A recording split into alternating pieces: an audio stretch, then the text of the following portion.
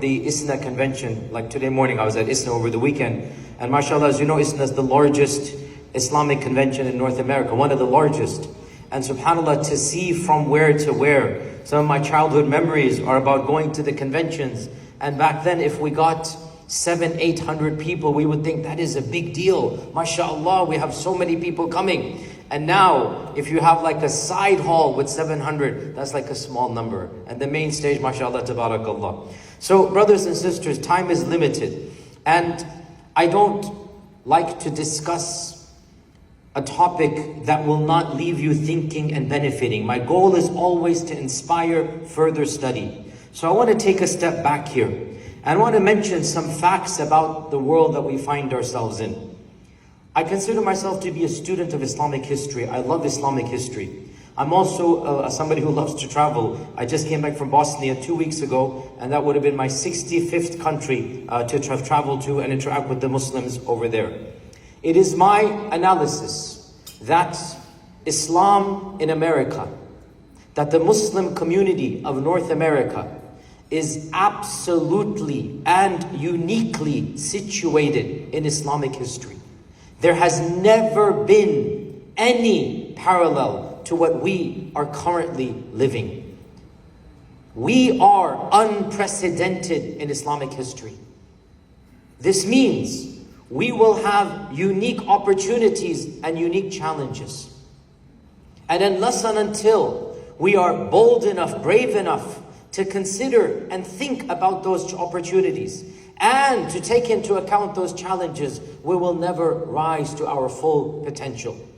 So what I want to begin today, and this is just a beginning project, and inshallah some of you are more qualified than me to take it to a more academic level. What I want to begin with you today is to do a very quick SWOT analysis of Islam in America. Those of you in the corporate world, you know what the SWOT analysis is. Your strengths, your weaknesses, your opportunities, your threats. What are the strengths? What are the weaknesses? What are the opportunities? What are the threats that are facing Muslims in North America? And of course, much can be said. But let us have the conversation beginning. And I want all of you to think long and hard about this reality. What makes us strong? What makes us unique? What makes us with the potential to literally change the world? And yet also, what are some of our weaknesses that we need to take into account? What are the opportunities that allow us to go further? What are our threats that we have to be very careful about? Of our strengths, and this is unique to American Islam, we are undoubtedly, and I say this bluntly, there's no arrogance here. We didn't do this. Allah blessed us and tested us in this manner. We are undoubtedly, on average, the best educated and the wealthiest Muslim community in terms of demographics. We are the best educated and the ones whom Allah has tested with the most wealth in terms of our demographics. If you were to look at any other minority of Muslims, any other minority, England, Canada, Australia, any country in Europe, or even the GDP of most other countries, Allahumma except for some of the oil-rich countries because of the oil, but not necessarily because of their own, what they have done. By and large, the best educated and the ones whom Allah has blessed to be fairly well off. The average American Muslim is upper middle class. The average American Muslim, mashallah tabarakallah, has solid education. Compare this to any other European Muslim demographics, that's not the case. Compare this to Canada, Australia, that is not the case.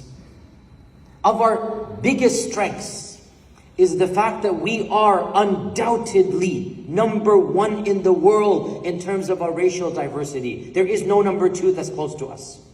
Go to any mosque in North America. Actually, just look around you right now. The sheer diversity of backgrounds, languages, ethnicities, the sheer diversity of cultures that are represented, absolutely unique. If any of you have traveled to Europe and you visited any mosque in Europe, you would know that European Islam is radically different than American Islam. By and large, every European country is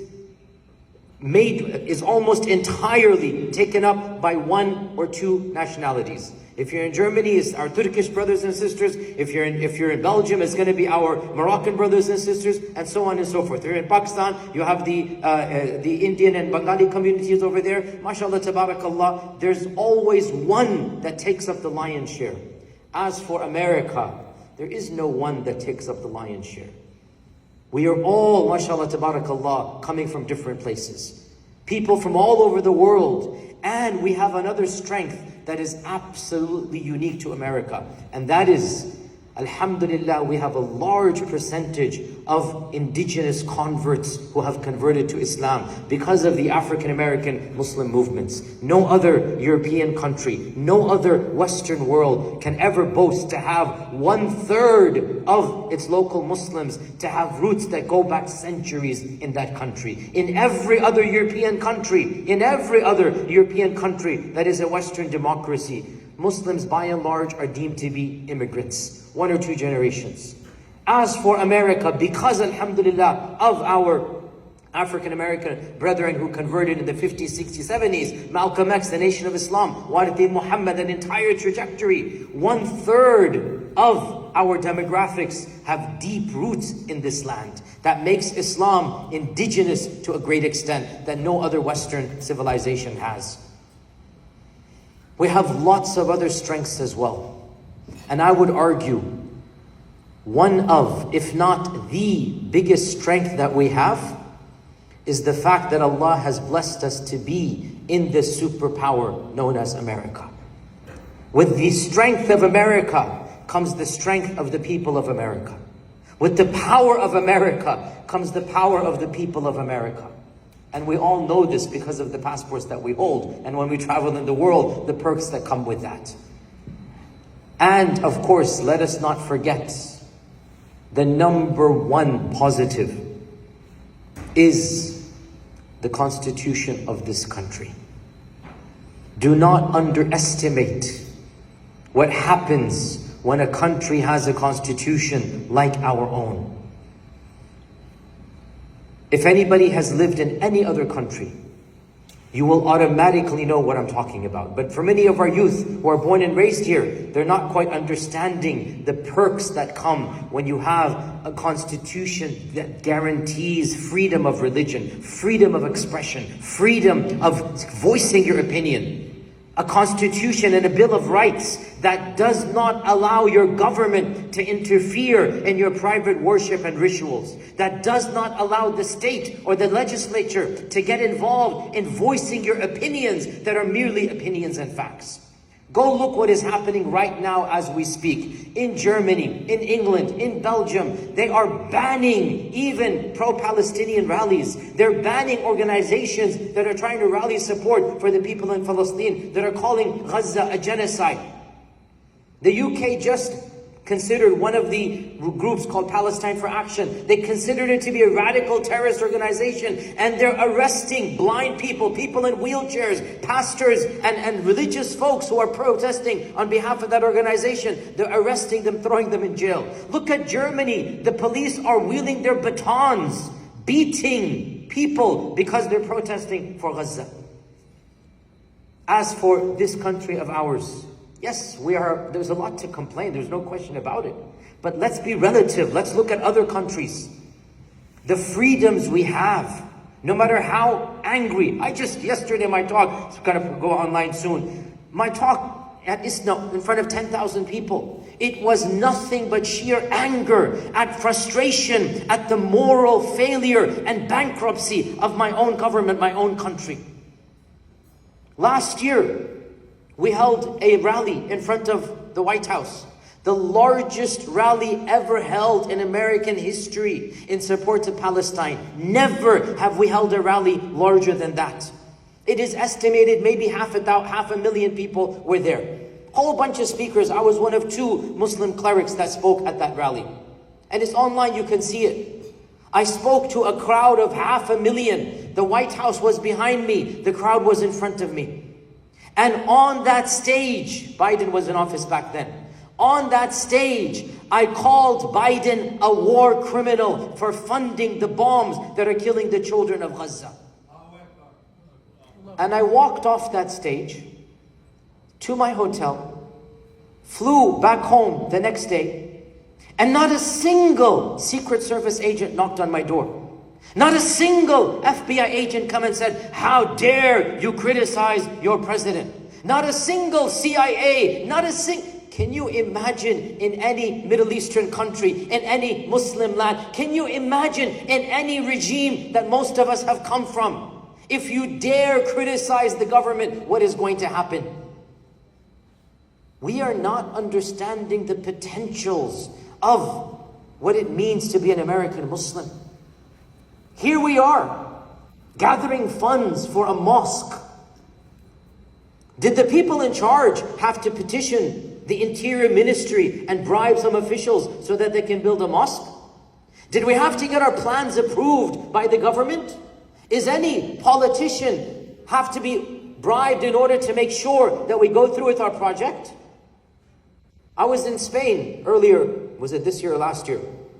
And I've been to Andalus like a dozen times. I love going to Andalus. And in this trip, I met one of the senior activists of Spain.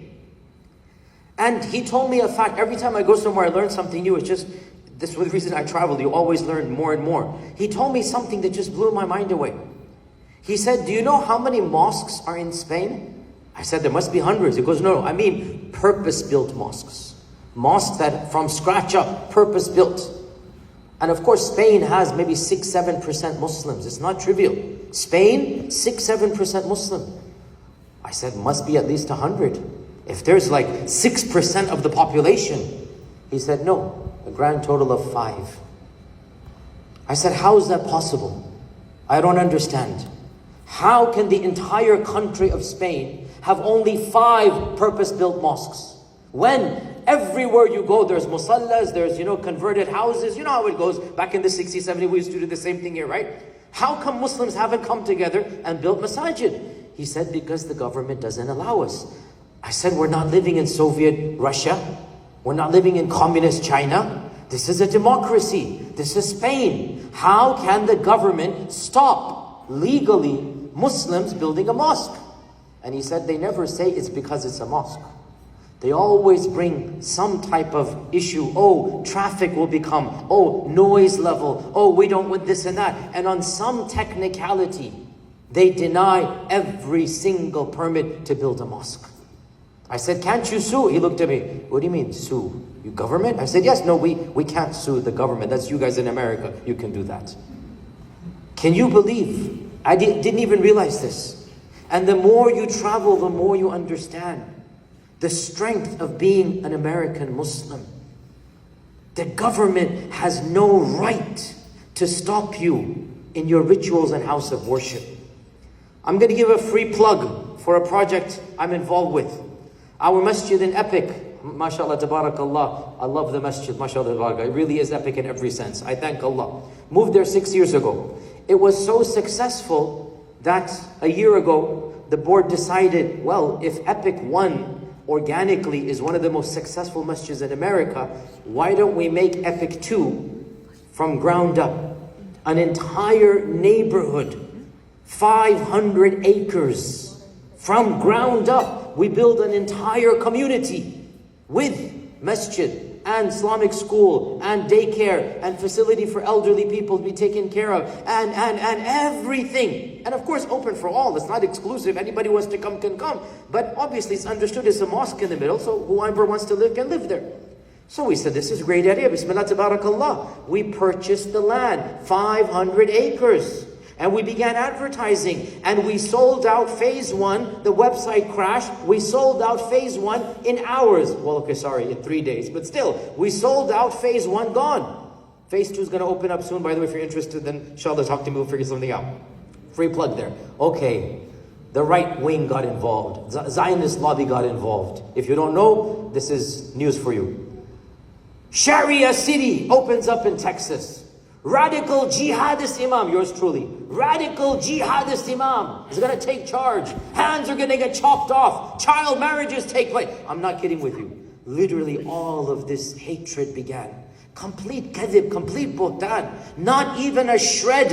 And then you know what they started clipping from my clips? Every time I praised Gaza, I criticized Israel, they took that clip. Oh, this is an anti-Zionist, anti-Semite, anti-this and that. And it kept on going.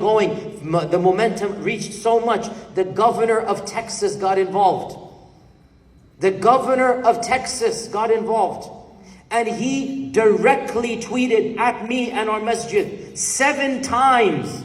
Texas, with utmost respect to you guys in Massachusetts, is a big state. Texas is one of the largest states, not in the country, in the world. And for the governor of Texas to get involved in tweeting about yours truly, and tweeting about a mosque in some neighborhood in Dallas, and to say, Sharia is banned in Texas, and a picture of our mosque. Sharia is banned in Texas. We will not allow the building of a Sharia city. He didn't question us. He didn't send, no, immediate tweet, PR. We had people protesting, death threats, this and that, the whole 9 yards.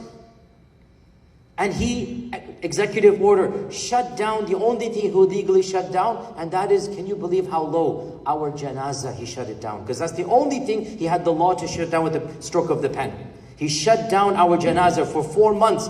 More than that, 6 months. We did not have a janazah at Epic because of some technicality that they had the right to say, investigate the janazah office. Of course, our board went into a scramble. We didn't know what to do. We hired the best lawyers, reached out this and that. And subhanAllah, we threatened to sue. Libel, slander. This is attack. You're bringing harm to us. People are scared to come because there's protests outside. One of these ladies that burnt the Quran, she came to Epic and she did a video in front of our masjid saying, I'm going to kick all of those. I'm not going to say the vulgar words. She pointed to our masjid, the video's online. Threats are coming. So we threatened to sue. And we hired the best lawyers. Alhamdulillah, thumma alhamdulillah. Last week, all charges dropped, all issues resolved, and Epic 2.0 is back on project, and we will, inshallah ta'ala, build our neighborhood.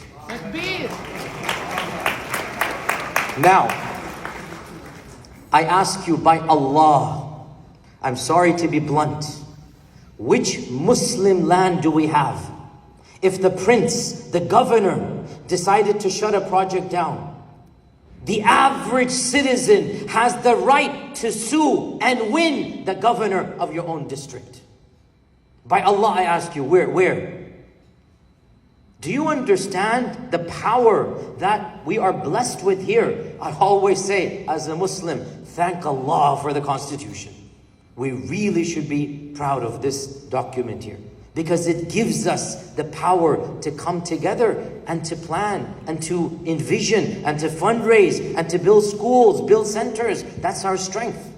Quickly moving on, our weakness, much more can be said. I've given entire day-long lectures about this, so I have to be quick here. The weaknesses. What are some of our weaknesses as American Muslims? Without a doubt, one of our weaknesses is that we are not in high concentrations. In all the Western world, we are actually amongst the lowest. How many Muslims are in America percentage-wise? What is the percentage of Muslims in America? Who can tell me? 3%? 2%? 0.5%? 4%? It is closer to 0.5%. Max maybe 1%. I know it's shocking. Go do your statistics and go look at the actual surveys, not the ones we like to inflate. Muslims love to inflate things. No. The actual percentage that we have is probably close to 1%. That is very, very low. And we have the illusion of quantity because we live in big cities.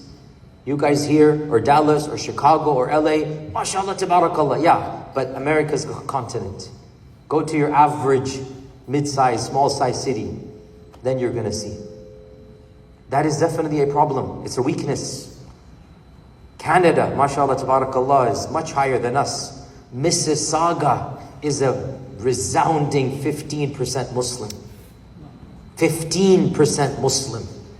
London, UK, is around 20% Muslim. 1 out of 5 people in London is a Muslim. Paris, France, 20% Muslim.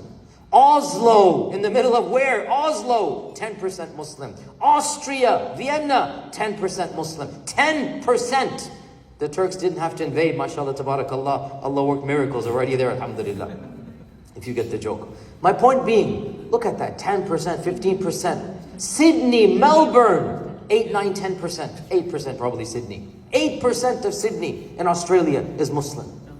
I'm sorry, we can't compete with that. So even though we are, by and large, better educated, we have access to more wealth, unfortunately, our percentages are very small. There's a lot of work that needs to be done there. So that's definitely one of our weaknesses. Another weakness that we have, which is really sad, wallahi, it is pathetic to be honest. And that is, you would think if we are so few, we would understand the need for unity. But no. We are divided ethnically and along sectarian lines. That 1% is not actually 1% together. No. We have masjids based upon the color of your skin. Well, to be more precise, the ancestry of your parents. This is the Pakistani masjid, the Bosnian masjid, the Egyptian masjid. La hawla wa la quwwata illa billah. We need to overcome this mindset. We need to overcome this mindset. Islam is not going to survive if we're going to think like this. It is un-Islamic to be divided on ethnic lines. The more awkward reality which I have been addressing, especially for the last 2 years, is sectarian lines. And that's a whole different topic. I've spoken about that quite a lot. Even sectarian lines have to be redrawn. The outsider doesn't really care what your firqa is.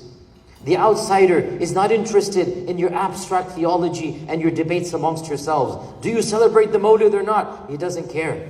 Do you pray 8 or 20? It's irrelevant. Is the Yadullah mean X or Y? Completely lost the plot. We need to understand our internal divisions have to be handled in an unprecedented manner. We are going to reinvent the wheel of what it means to be a post-sectarian Muslim. American Muslims will be at the forefront. I'm optimistic about that. Because we have to deal with these divisions in ways that nobody else has had to deal with. So we will demonstrate to the rest of the world what it means to civilly disagree. I don't have to agree with your interpretation of Islam to come together to build a masjid for my children. I don't have to agree with your version of what fiqh you follow to come together and build a school for my kids and your kids. A level of maturity, a level of emotional, intellectual intelligence, which inshallah we have. I'm positive we're going to get there. But we need to overcome these divisions because that is a weakness. It is a massive weakness.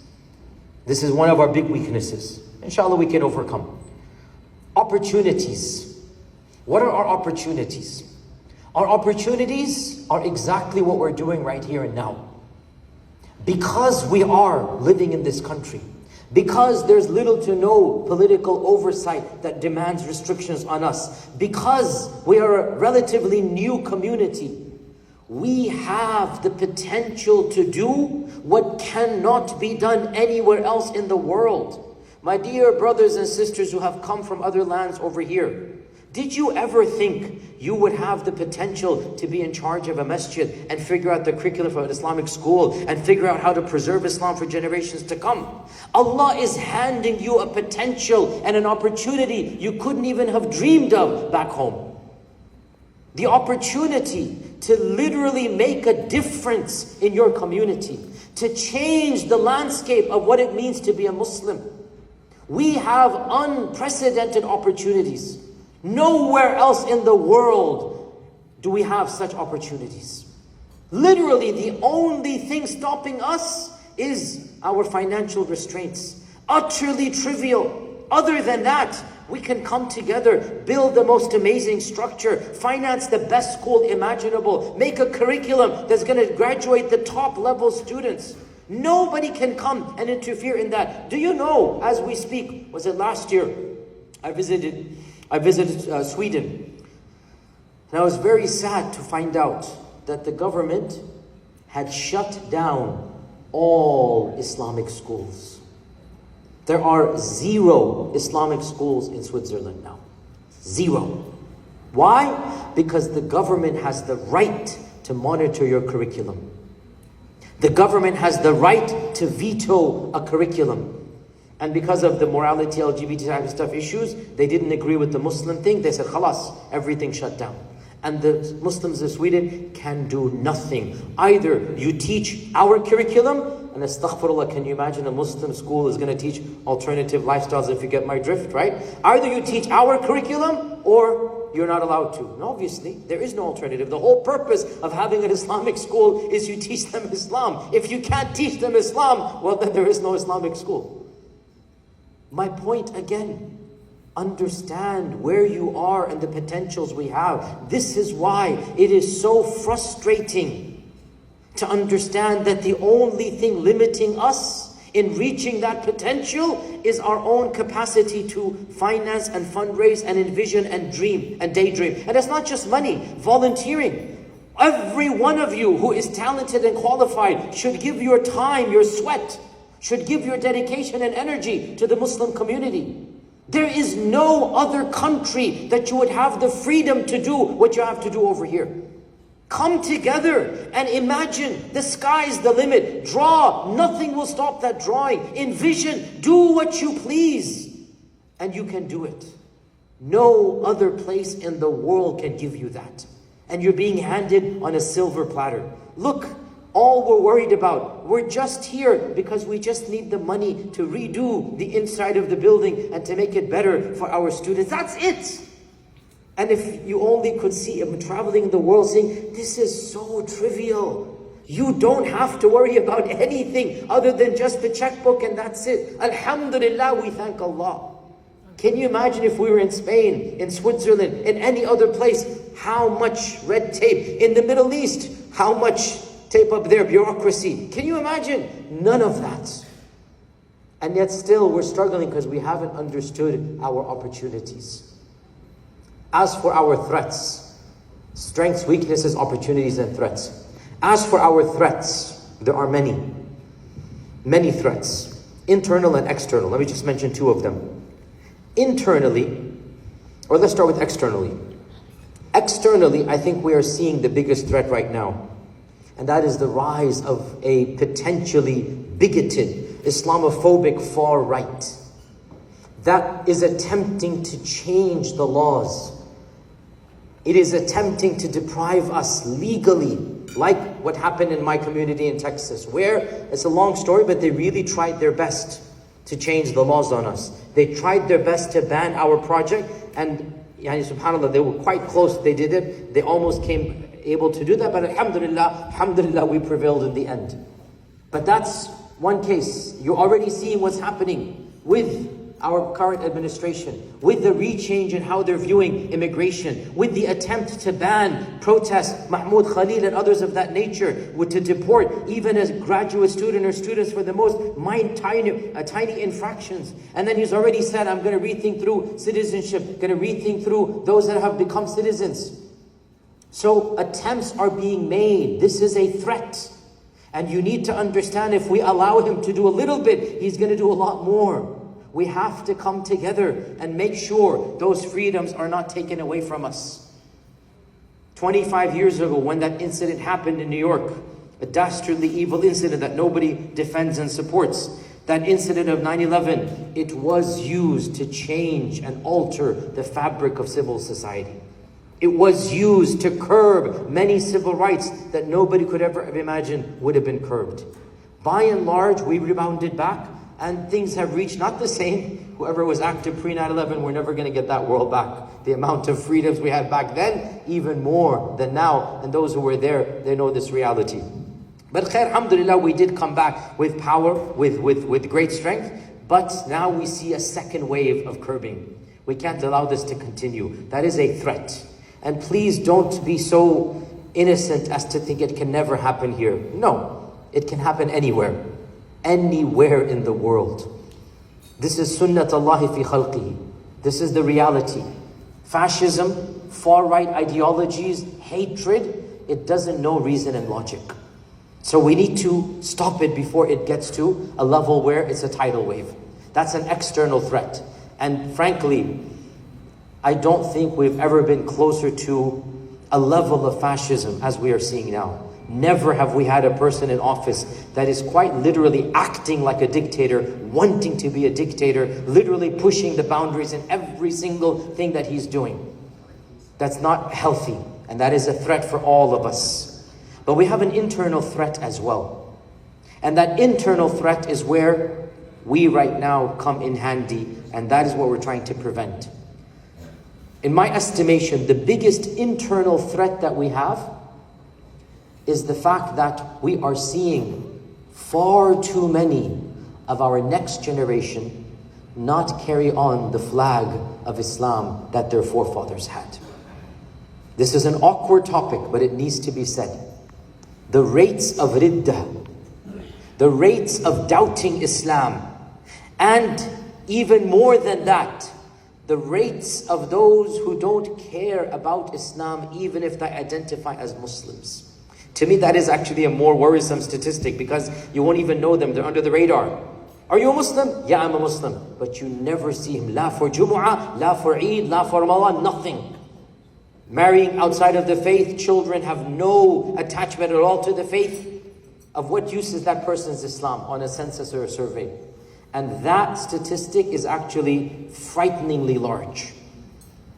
Nobody knows exactly that number.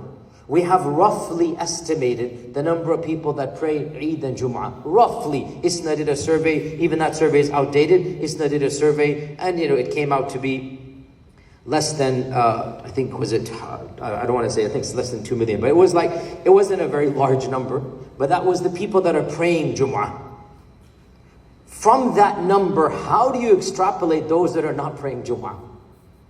In other words, for every Jum'ah musalli, how many don't pray Jum'ah that are obliged to? Amongst the men, because women are not obliged to. Amongst the men. How will you calculate? Because our country doesn't allow religious census, right? In every other country, religion is a part of the census. So their statistics are very accurate.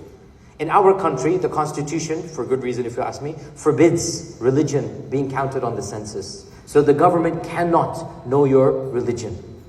So every religious census is a private endeavor, which is far more susceptible to, a variation in statistics. Because of this, we're not certain, but a number of Muslim-led surveys have shown frightening statistics. Statistics that honestly should send chills down our spines. The number of college kids that are engaged in open, clear-cut haram is in the high double digits. The number of next generation who are saying they have serious doubts about the truth of Islam is frighteningly high. And we can go on and on. So this is, in my estimation, the biggest internal threat that we have. That we're not doing enough to preserve the deen of our children. And we concentrate too much on the kids that are coming, but we don't realize for every one that is coming, there are 5, 10 that don't come. How are we going to get to them? And also those that are coming when they're young children, by the time they become young professionals, they first reach adulthood. If you go to any mosque in North America, you will see lots of little kids, you will see lots of middle-aged and elderly, but the professional demographics, late 20 to early 30s, from what I'm seeing, is always the smallest amount. And if a young man has so little iman that they're not even going to negotiate Jumu'ah break in their office and corporation, if a person has so much shyness or so lackadaisical, doesn't care about Jumu'ah, which by the way, by and large, you can legally argue for. By and large, most corporations will be obliged to give you Jumu'ah. And if our Muslim young professionals don't even take off for Jumu'ah, what does that show about the level of iman that they have? To me, it is an existential threat. And this is why we come back to where we began. What are we doing here? I want you to stop looking at the micro level and pop out and look at the macro level. Look at the 3D level of what's going on. You are not just raising funds for a masjid that is more convenient to park in and has a more beautiful ambience so that the speaker system works for Jumu'ah and Taraweeh. No. across the country, wherever I go, the same issues are happening as we are seeing over here. What we are seeing and witnessing, quite literally, this isn't just for a musalla, for a masjid, for a Sunday school. We need to start thinking of our masajid as fortresses of Iman. Fortresses of Iman that are planting the seeds of Iman for generations to come. This is what we are actually doing here. There is no institution that will protect our children that we can help build. Pause here, what do I mean by this? There is one institution that is far more important than the masjid. It is number one without a doubt. And that institution is the household. But I can't help fundraise for your household. That is husband and wife, mother and father. They have to live Islam. That nobody can fundraise for. That is your actions. The number one mechanism to pass Islam down to the next generation, it is parents living Islam. Parents embodying the values of Islam in their lives. The house being a house of Islam, a house of the Quran, where the akhlaq of the mother, father, the akhlaq of the husband, wife, the ambience, it is resonating with Islam. That is the number one mechanism to pass Islam down. I can't help you there. There, you must be on your own. Ask Allah for help and understand that is indeed number one. But number two, which is why we are here, what can the community do? Number two is to demonstrate the lived reality of Islam. Islam is not just abstract theology. Islam is not just a bunch of du'as that they memorize. Islam is a lived experience. And the only way your children are going to live that experience is by having a community of thriving Muslims. When they live within Islam, when they're raised within the ambience of Islam, they will absorb via cultural osmosis their Islamic identity. Their Islamic identity will be embedded in their hearts, even if they don't understand every argument to defend Islam.